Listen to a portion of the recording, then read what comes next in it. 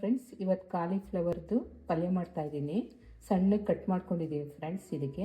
ಇದಕ್ಕೆ ಏನೇನು ಬೇಕು ಅಂತ ಹೇಳ್ತೀನಿ. ಈರುಳ್ಳಿ, ಬೆಳ್ಳುಳ್ಳಿ, ಶುಂಠಿ ಪೇಸ್ಟು, ಅರಿಶಿನ, ಖಾರದ ಪುಡಿ, ಸಾಸಿವೆ, ಜೀರಿಗೆ, ಕರಿಬೇವು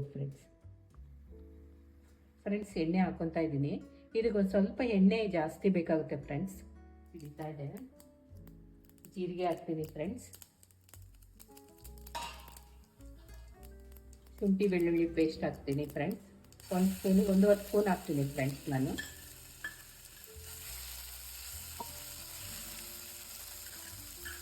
ಈಗ ಈರುಳ್ಳಿ ಹಾಕ್ತಾ ಇದ್ದೀನಿ ಫ್ರೆಂಡ್ಸ್. ಈಗ ಕರಿಬೇವು ಹಾಕ್ತಾ ಇದ್ದೀನಿ ಫ್ರೆಂಡ್ಸ್.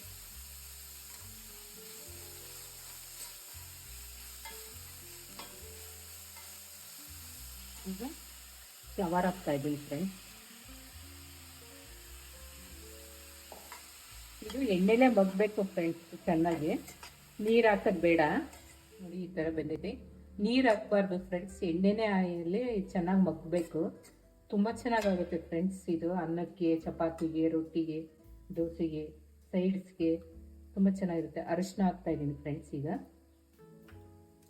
ಖಾರದ ಪುಡಿ ಹಾಕ್ತಾ ಇದ್ದೀನಿ. ನಾನು 2 ಸ್ಪೂನ್ ಹಾಕ್ತೀನಿ ಫ್ರೆಂಡ್ಸ್.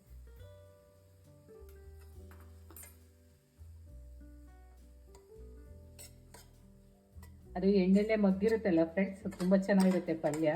ನೀವು ಒಂದ್ಸರಿ ಮಾಡಿಕೊಡಿ. ಈ ಫ್ಲವರ್ನ ಮಾತ್ರ ಸಣ್ಣಗೆ, ತುಂಬ ಎಷ್ಟು ಸಣ್ಣಗಾಗುತ್ತೋ ಅಷ್ಟು ಸಣ್ಣಗೆ ಕಟ್ ಮಾಡ್ಕೋಬೇಕು ಫ್ರೆಂಡ್ಸ್. ಇದಕ್ಕೆ ಉಪ್ಪು ಹಾಕ್ತೀನಿ ಫ್ರೆಂಡ್ಸ್ ನಾನೀಗ.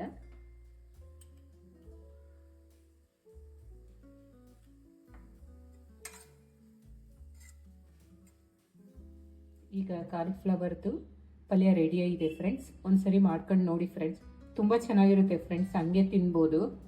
ಒಂದ್ಸರಿ ಮಾಡ್ಕೊಂಡು ನೋಡಿ ನನಗೆ ತಿಳಿಸಿ ಫ್ರೆಂಡ್ಸ್. Thank you.